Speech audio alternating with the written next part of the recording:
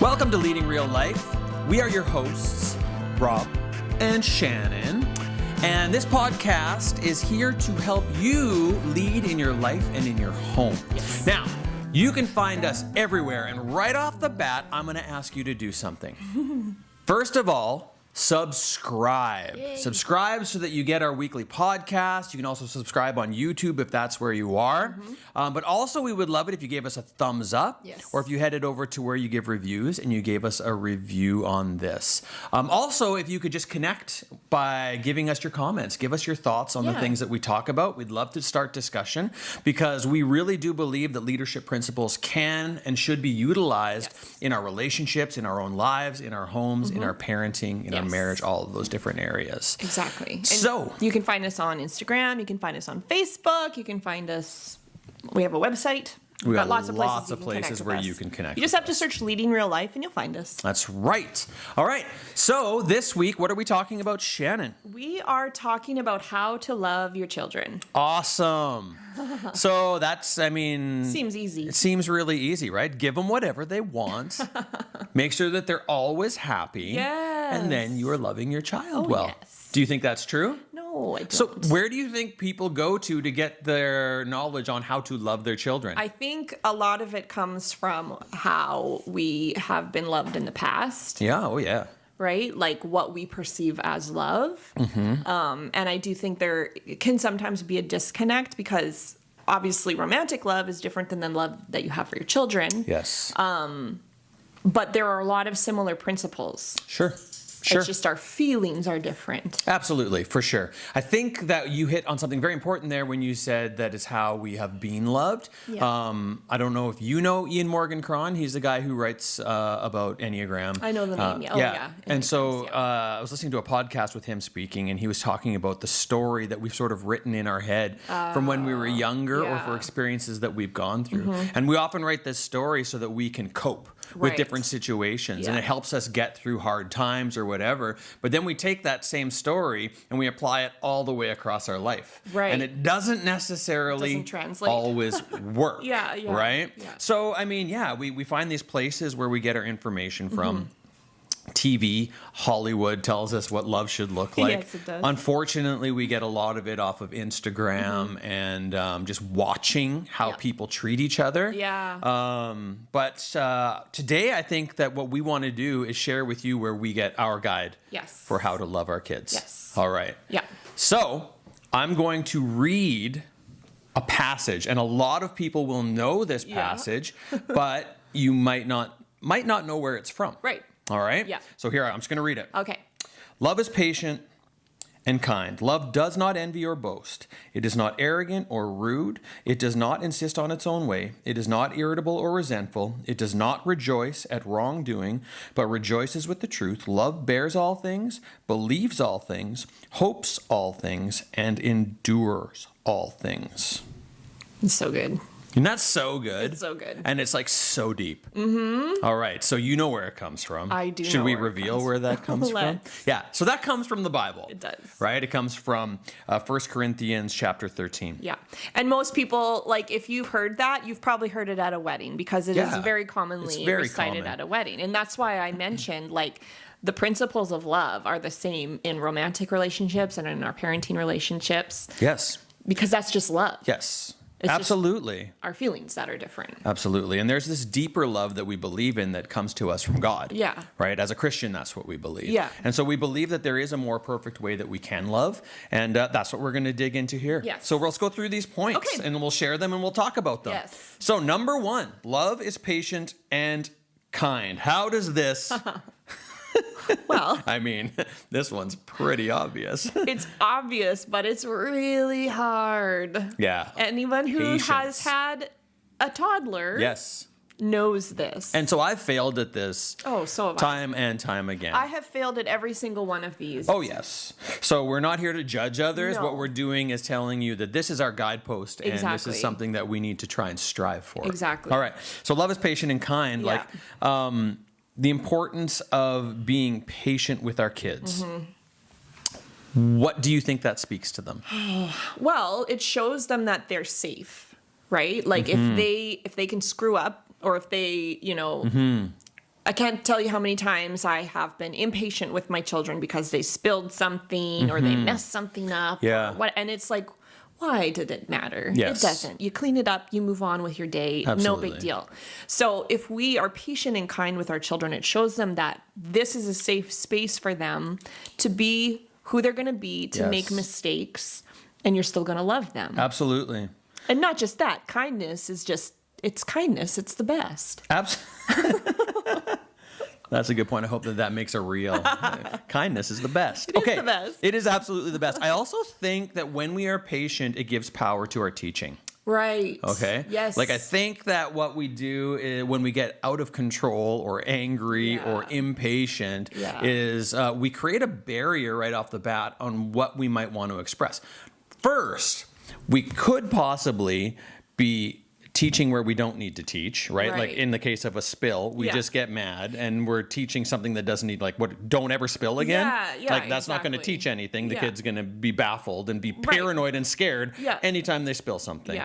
But also when it does come time to teach, if we can rein it in, there's just sort of a wisdom that comes. There's a calm, right? That shows like what I'm talking about is serious and you can listen to it because it is that safe space. Yeah, exactly. Right? So I think that the patience is, I mean, we know it's a virtue. I think that it's huge for loving our children well and helping them to become who we want them to be. The kindness, as you said, is... It's the best. It's the best. Well, and like, how often do we benefit from being kind to others? Like, so say you're at the supermarket, right? And the cashier's just terrible and grumpy. And you're kind to them instead of returning their grump for grump. Oh, yes. Usually you see a lift in their spirit, and then it makes you feel good. Absolutely, it makes you feel good. Like anytime you're kind to someone, you benefit because it boosts you too. So that's the same can be true with our children, right? And then not only that, as we have mentioned time and time again, and we'll probably mention for all of eternity. We're doing this podcast that long? Yes. Our children model our behavior. So if we want to raise patient children, if we want to raise kind children, we absolutely have to model that to them. Yeah. Because I can't tell you how many times I've yelled at the kids and then I hear them yelling at one of their siblings for a similar reason. Yeah. Where did they get that from? Can I just say, a perfect example of that is happening right now. Like our kids know we're shooting a podcast. Yeah. How loud are they being behind us, right? They're so just running around the house. They're jumping up and down the stairs. And I'm speaking rather loudly right now in hopes that they might hear me.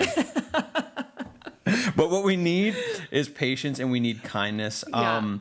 If they see us being unkind to others and we're telling them that they should be kind, it's not going to translate. It's not going to make sense. It's not going to hit home. No. And then the other aspect is we do not need our kids to grow up to be selfish and self-focused. Yes. We don't need them to grow up to be alphas. We don't need them to grow up to be rich. Yeah. I don't need my kid to grow up and own a Ferrari. No. And the world doesn't need that. No. We need kids growing up to be good human beings. Exactly. Right? Exactly. So teach them patience, teach them kindness. Not only will it benefit their lives and your lives, but it will benefit other people as well. Absolutely. All right, point number 2. Love does not envy or boast. All right, and so this one felt a little tricky at first. Yeah. But then if you get down to it, like there are definitely parents out there who would struggle with what their kids possibly could experience in life, say. Right. I didn't word that very well. Okay. So... my kid has opportunity in front of them, and I'm 44, and I have not become what I want to become, and now I have all these children, and so what do I do? Well, instead of building my kids up, I want them, and this could be a total unconscious, subconscious, whatever the right word is there, way to handle this or deal with this, but I mean, you could be dealing with this on a subconscious level. Right. That's what I meant to say. Okay. But... you might just tear them down a notch or two. Yeah. You know, you can't achieve that. That's not in the cards for us, our type of people, our family, that kind of a thing, and take away their desire to go after the thing. And simply because you envy the opportunities that they have that you don't have anymore. Yeah, it's true. Yeah, how many times have we heard stories of people who have grown up and said, you know, as a kid, I wasn't encouraged. I was just told, you'll never amount to anything. Yeah. Right? And that came from their parents. And that's really sad. That's super sad. But then there's a flip side to that. Right. You don't know what that is. I had to so look. There's a flip side is when the parent sets an unreasonable expectation. Yes. Right? Yes. Which means that you expect your kids to outshine anything that you might have accomplished. Yeah. And it's funny because we just finished recording a podcast about the movie Turning Red, which we aired that a couple weeks ago, or we published that a couple weeks ago. And in it, the mother has unreasonable expectation for her kid, right? And then the kid ends up, you know, blowing up, right? Yeah. But we see that in life, right? Kids are held to this standard that nobody could achieve. And then they're full of stress and anxiety and are so fearful of disappointing their parents. And it just is just not good. No, and it can happen. It doesn't happen all the time. But it can be a situation that kids find themselves in. I just meant we need to be careful about how high we expect our kids to go. Absolutely. So, and in that, like that sort of boastfulness, like setting this expectation based on how amazing we are. Right. Right? Like, look, I have a podcast. Kids, you better. You better do something. You better do something even greater. Even better than that. Because I have set you up. Yeah. Right? Okay, yeah. So, point number 3, love is not arrogant or rude. How do we see this play out?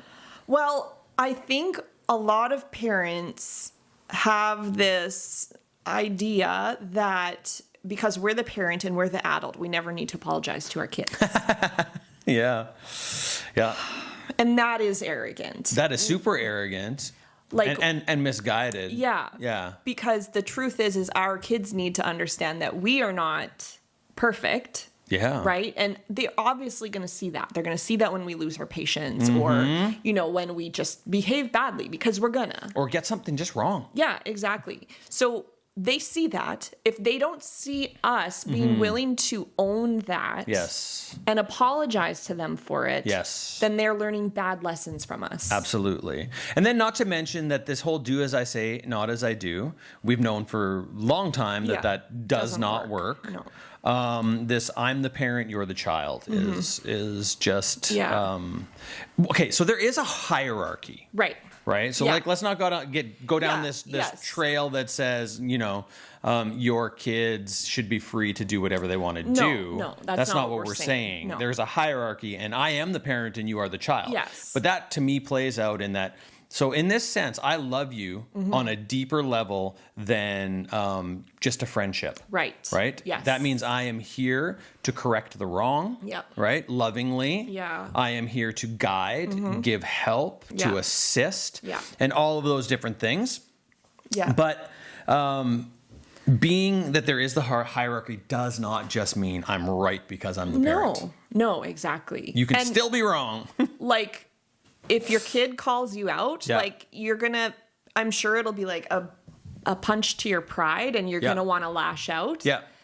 But I would encourage you not to. No. Because we can learn lessons from our kids. And we can learn lessons from our own wrong behavior. Exactly. And high emotional intelligence will dictate that we can come back and say, you know what? This is where I was wrong. Yeah. And I need to apologize to you because that's the right thing to do. Yeah.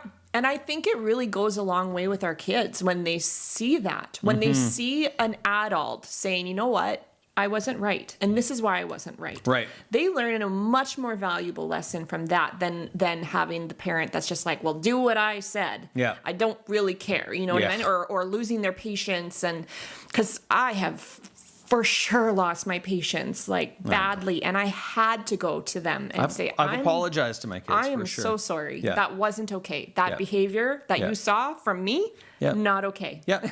And I think that it's very important then to set out those distinctions with your kids, because they can get into a place where they expect you to come and always apologize whenever you raise your voice. Yeah. Right. And sometimes it's necessary. And sometimes it is absolutely necessary. We're just talking about those instances where you did something wrong. Yes. Admit it. Yeah. Own up to it. Exactly. And show them the adult way to respond to it. Yes. Because we're grown-ups. We're grown-ups. All right. So number 4, it does not insist on its own way. Right. And I mean, we've kind of touched on that with the last point. We did. I think that another thing to say about that is it's not about you. Right. As much as we sometimes make it to be. Exactly. We're a family unit now. Yes. And so you need to keep that in mind. Well, and then if I even just think as your husband, my job is to love you more than I love myself. Right. So for me, it goes God, you, the kids. Yeah. And then family and all that other stuff. Right. Yeah. So if we have a tendency to make it about what we want, I have an idea for how I want family night to go. I want you to get these grades. I want you to become this. Yeah. And some of them are decent goals for us to set for our kids, but you know what? My kid might not get 100 in gym. Right? Yeah. And that is okay, because they are discovering what they're good at, what they're not good at, all of those things. And if I make it about what I want them to be, just a note to a lot of Canadian parents, your kids probably aren't going to make the NHL. And putting too high a pressure on because you want them to live out some fantasy that you had for your own life that didn't happen is painful. Oh, absolutely. All right. Absolutely. Let's go on to 5 then. Yeah. It is not irritable or resentful. Okay, so irritable people.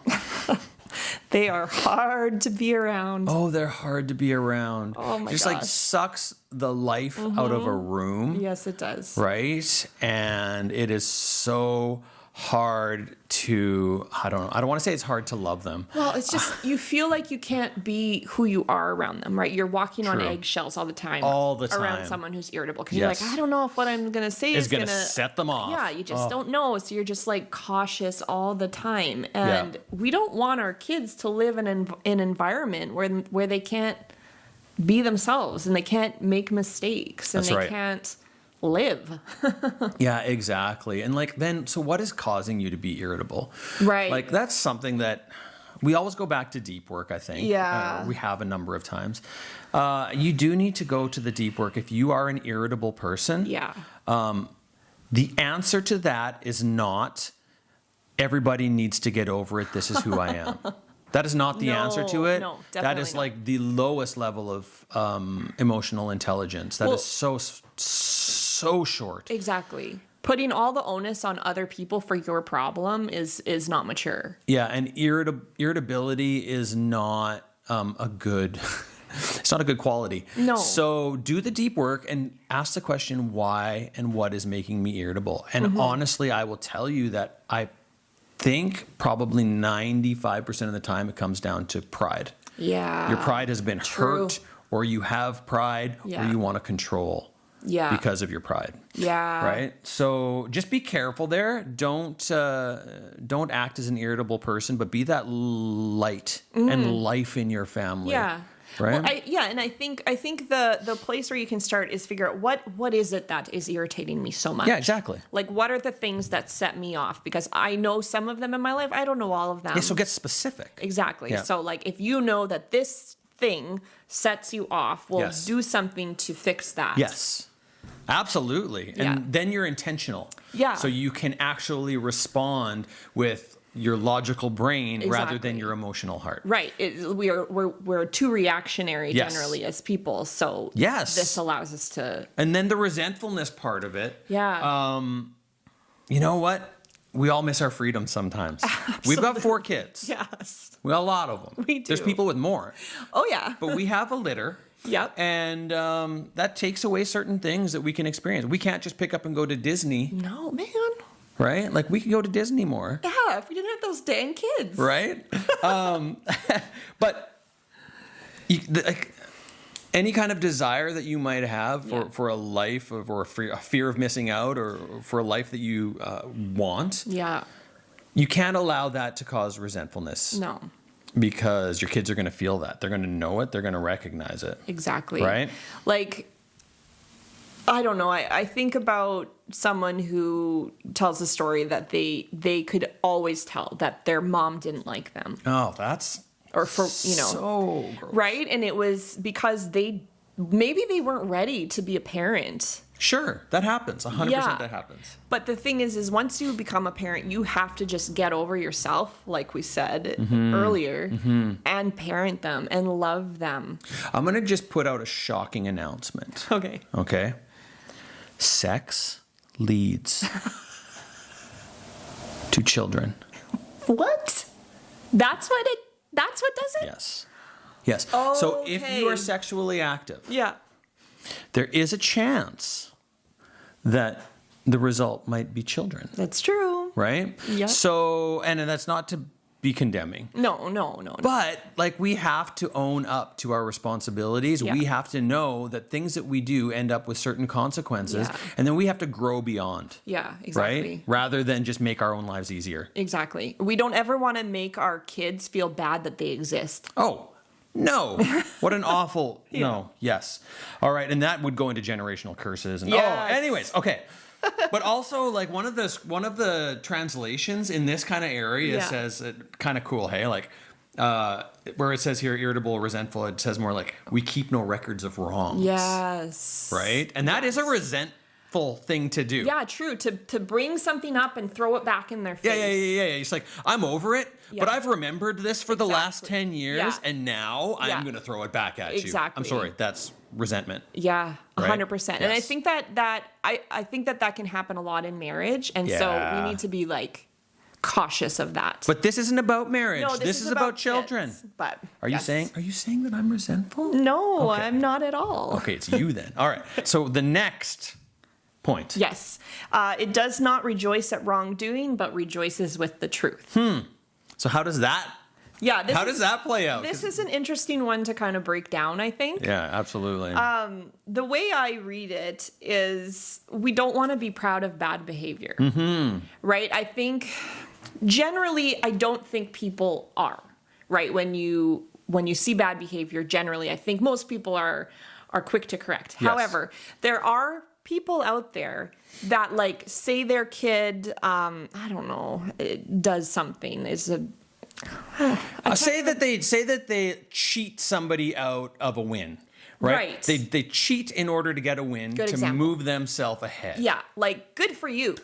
Doing what you need to do. Do what you do for number one. You know what I mean? We don't want to celebrate bad behavior. We do not want to celebrate if our kids push someone else down to get ahead. Absolutely. Okay, so a great example comes from that movie with the kid with the face. He had the Wonder. Yes. Right? And that other kid has been bullying him, right? Yeah. And they all get brought into the office and the parents are like, no. Yeah. This isn't a problem. Yeah. The other kid's the problem. Yeah. And my kid needs to look out for number one. Yeah. Right? Exactly. And this is great. Yeah. They're the alpha. Yeah. Right? They're the one that everybody should look up. Like, so that's the kind of thing we want to avoid. We do not rejoice in that. No, exactly. I think that even in our own lives, we don't rejoice in wrongdoing, of course. And just in general, we don't rejoice in wrongdoing. Yeah. It's something that we need to teach our kids. Yes, and it's loving to teach our kids that wrong behavior, even if it feels like it's going to benefit you, needs to not happen. It's integrity. Yeah. Right? It's teaching our kids what integrity is. Yes. And that's like the rejoices with the truth. Exactly. Because when you live a life of integrity,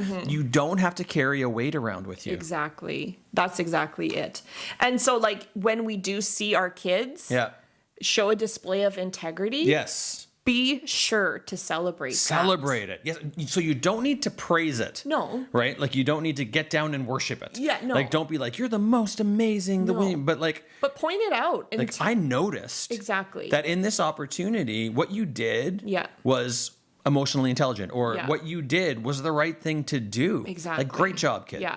Or like even, for example, say they fess up to something. Yes. Right? That's a good thing. Even if it cheeses you off. Yeah. This goes back to patience. Right. Exactly. So someone breaks something. You don't know which kid does it. Yeah. The kid comes and confesses, even though they're afraid of getting in trouble. Like, we as parents need to go, okay, I'm mad. What did they just do, though? But they confess to something they did that was wrong, even though they knew they could get in trouble. They showed so much courage in the face of fear. Yeah. That needs to be recognized. Absolutely. So that why is that important? So that they do it again. Exactly. So that they continue to live lives of integrity as they grow up and they face even harder things in life. So I just want, I don't know, what do you think in this world today? Do you think that there's a desire for actual integrity? I don't know. I want to say yes, but I think in a lot of situations, no, because I think we have this thing in society where it is look out for number one. It is. Get yourself ahead. It doesn't really matter what happens to that other person as long as you win in the end. That's all that matters. Do you know where I unfortunately see that playing out? Where? In celebrity churches, celebrity pastors. Oh gosh. Yeah. I know that's like a total aside. Yeah. But like the place where integrity is supposed to be high. Right? Yeah. It in many places is non-existent whatsoever. And why? Because it's all about me. Yeah. I want fame. I want money. I want. Yeah. And what's our real call? My call is to love other people more than I love myself. Exactly. Even to the point where I love my own, like my enemy. Right. Right? Yeah, exactly. Yeah. But no, money is number one in a lot of places. Okay. But we don't want to teach our kids that. Yeah. And so we do not rejoice in wrongdoing, but we rejoice in the truth. Exactly. Right? Yeah. Which is also a little tricky, I think, because what's true? Right. That's true. No, seriously. That's a big question. Yeah. What is true? And so in our world right now, we've talked to our kids a lot about, well, truth is almost subject to whatever you want it to be. Right. Right? Yeah. But I don't know if I believe that. I don't know that it's just necessarily whatever you want it to be, whenever you want it to be that, because that's driven more by our emotions. So we need places to go that we know we can rely on what we're told, right? You can't rely on Facebook for your news. Right. But for me, I can rely on the Bible to teach me how to love my kids. Yeah. That's truth. Everything we've been talking about, that is all true. Yeah. So we rejoice in that. Yeah. And let that sort of guide our lives and help. Yeah. Hopefully our kids learn that can guide their lives too. Yes, exactly. All right. Our last one. What does love do? It bears all things. It believes all things. It hopes all things and endures all things. Hardest one for me in there, because I could see it going wrong, is believes all things. Right. I think that people would read that and go, oh, I need to believe whatever they say. And that's not it. Right. It's believing for things for your kids. Yeah. Believing for the best for your kids. Yes. And it's like this thing called faith. Yeah. Right? Yeah. And faith is believing in what we do not yet really see. Yeah. Right? So I have faith that Micah, Sam, Zoe, and Lainey are going to grow up to be good people. Yeah. Right? I have faith that they are going to have a spiritual life. Yeah. And it's going to be attached to the God. And I pray it's the one that we serve. Yeah. But I can't guarantee you that's going to happen. No. But I'm believing it. Yes. Yes. Exactly. Right? Yep. So it's believing those things for our kids. Yep. But then it's it bears all things, it hopes all things, and it endures all things. I mean, that just shows love is unconditional. That's right. As parents, we have to be willing to love our kids no matter what. Absolutely. So, your daughter comes home pregnant. Yes. You still love her. Your kid says, I'm gay. Yeah. You love them. You love them. That is your job as a parent, to love them no matter what they've done. Yep. Your kid comes home and you discover they have an addiction to heroin. Right. Right? Yeah. Or they have stolen, or they're going to do prison time. Yeah. Well, and the truth is there's always that chance, right? Yep. There's always the chance that our kid will make a poor decision at some point in their life and face consequences for it. But it's our job as parents not to rub that in their face. No. Not to kick them out of the house. Yeah. Our job as parents is to love them. And how do we do that? Well, we do all of these things. Yes. We're patient. We're kind. We don't envy. We don't boast. Yeah. We're not arrogant or rude. Yeah. We don't insist on our own way, right? Like all of these things we've been talking about, this is showing us how to love unconditionally. I agree. Yeah, I think it's really important to note, though, because like we were just listing a bunch of things that like this is very much, it bears all things based on what your understanding of what right and wrong is. Right? Yeah. Like, so I think that people need to be really careful because the way different people understand their own religion is different. Yeah. Right? So like in the Christian world, we say that the Bible is truth. Right. But the truth of that is that the Bible can go nowhere without first going through a filter. Yeah. It has to go through the filter of my heart, my head, your heart, your head. Yeah. All of these different filters. And that immediately takes it to a different place. So like when I say to you, you need to bear all things no matter what, that's based on what you have sort of decided is right or wrong. You might think, I don't want my kid to marry this kind of person. Right. Right? Yeah. But that's just on you. That's not us saying whether that's right or wrong. Yeah. That's saying you need to be able to bear all things. Yeah. And love them. Yeah. Even if they did that. Even if they got pregnant and that's the worst thing that you ever could imagine. Yeah. Right? Yeah. Is that clear? Yeah, I think so. Okay. I think so. Yeah. So another version in that verse, which I like how it words it, is it always protects, always trusts, always hopes, always perseveres. yeah, that's really good. Yeah. I love always protect. Yeah. Yeah.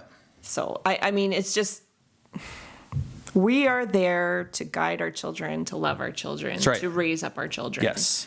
And if we know we want them to, grow up to be kind and loving, then we need to do that. And I'm just telling you that you can actually take this verse that you hear at all the weddings that is deep. This is deep. Yeah. You can apply this to your life. Absolutely. And even if you're just taking parts and learning and going, okay, you know what, today I'm going to try and not be arrogant or rude. Yes, exactly. Right? And this doesn't I feel like maybe you can check out because it's from the Bible and you're not a Christian. But this is applicable to everybody. You don't have to believe in God to see the value in these qualities. Oh, of course. Right? You don't have to, subscribe to any specific faith. No. To understand, being patient and kind, that is loving. Yeah. Not being rude, that is loving. These are universal truths that I think we all can agree on. Yes. Just so happens they come from the Bible. Yeah, which is great. So just in closing, I want... and hopefully you would like to join me in this. I want to talk about some things that we think are showing love, right? But in fact, are not so much. So much. So first off, it's when we give them everything that they want. Yeah. Right? Yeah. It's pretty easy to do that because gift giving is a love language. Yeah, that's true. And so it can feel like, well, I just want to give them this because I love them. And I love to give things to people, but they don't always need it. True. Right? Yes. And so if you do want to raise a little monster, a little tyrant, a little dictator, give them whatever they want whenever they want it. And they are going to fight you on it when you say no. Yes. But stick to your guns sometimes. Yes. Sometimes give in. Sure. Right? Yeah. If it's reasonable. But being a parent who just gives them whatever they want whenever they want is not... it's not a way to show love. No. All right. Next. Doing everything for them. Right. And kind of similar. Yeah. In vein, it's another love language. Acts of service as a love acts of service. Language. It's just we have to be careful not to do everything for them and then end up raising a child who can't do anything for themselves. Exactly. And this takes me back to the chore charts. Yes. Right? We talked about last week, I think it was. Yeah. So chore charts. We do need to teach our kids how to take care of themselves. Yes. And this notion that they should only ever act as kids. Kids can play. That's great. They can also be bored. Yeah. It's okay if they are. Yes, it is. And they can also learn responsibility. Absolutely. I mean, kids have to go to school, right? This is a requirement of them. That's right. They have to learn. They have to be able to. Our kids are coming being down loud now. They right might now. be a little loud, but and the thing is I think sometimes it is easier for us, especially when the kids are little, to just do for them. Yeah, exactly. Like, it's like, I don't have time to teach you this right now. Exactly. But you need to make sure you carve out the time to do it when you can. Rob just knocked his mic. You need to be sure to carve out that time because it is important. And it is actually very loving to show them how to do things because you're setting them up for their adult life. That's exactly right. It's such a loving thing to do, to give them responsibility. Yeah. Never letting them feel sad. Yeah. And that's hard because nobody wants to see their kids Watch sad. Inside Out if you struggle with letting your kids feel sadness. Such a good movie. Yes. Sadness is important. It's cathartic. I mean, it's not an art form, but it's healing. Think about the last time you cried and how much better you felt. Oh, the release. I could go for a cry. Right? I could. I cry all the time. She does. You think she'd wonderful. be less wound up. Whoa, I am. Whoa, no, whoa. What the heck? I shouldn't say that. I'm not wound up. No, you're as very, I react. You're to very chill. You're very chill. Actually, you're one of the most chill person in the whole universe. No, okay, but it does. It's a release, and sadness. Nobody wants to be sad, and we don't want to see our kids sad. No, we don't. But it is not going to kill them for them to feel sadness sometimes. No, and they need to know how to handle that emotion because there's going to be loss in their life. Exactly. Ideally, we go before they do. Yeah. Right? So that's going to be sad for them. Our inclination is to protect them from all sadness. Yeah. We never want them to be hurt. We never want them to be upset. But they do need to be at some point because they need to learn how to deal with that emotion. Exactly. How to overcome. Exactly. All right. And then finally, don't pretend like your kids have never done anything wrong. Exactly. And if you missed it last week, we full on talked about this for the whole go podcast. back there. We're not going to explain it here. No. We're going to ask you to go back there. Your kids do things that are wrong. Yes. Exactly. All right. So I think that's it. This is how me and Shannon try and use these things. Are we always successful? No, of course not. No, and But it's really easy to forget different things. Absolutely. I feel like we should post this on our wall or something. I agree with you. Because and even how we treat each other for sure. Yeah, it's just something that is really good to remind yourself of daily, honestly. Because you get going day to day and you just forget and you just sort of go on with life and you live and then you make these mistakes and you're like, oh, shoot. So just really quick. Yeah. Love is patient and kind. It does not envy or boast. It is not arrogant or rude. It does not insist on its own way. It is not irritable or resentful. It does not rejoice in wrongdoing, but rejoices with the truth. Love bears all things. Love believes all things. It hopes all things and endures all things. Yes. Well, we hope that this has been helpful for you. If you have any thoughts on this podcast, we would love to hear from you. If you've got a comment, just leave it. If you're on YouTube, you can also comment on the podcast, I believe. I have no idea. Or you can send us a message on Instagram. You can email us. Just get a hold of us. We'd love to discuss it with you. Yeah, and what would really help us is if you gave us a review. Yes. So head over to wherever you get your podcasts, put a review on there. We'd really, really appreciate that. Yes. And if you have not already, make sure to subscribe and connect with us on all the different social platforms. Exactly. There's a link in the description of this episode where you'll be able to find all of our connecting points. And that is it for Leading Real Life for this day. That is it. Go and be merry. Just go love your kids. Go love your kids. Oh, so much better. Yeah. Have a good week. Bye-bye. Bye. Go and be merry.